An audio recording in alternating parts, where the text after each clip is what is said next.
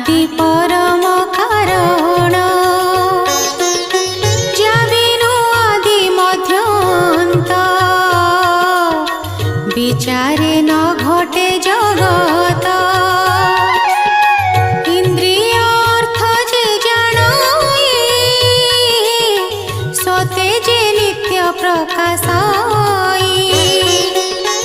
आनंद मने वेद सारा ब्रह्मांडे जे कला विस्तार जार स्वरूप हृदय चिंती वेद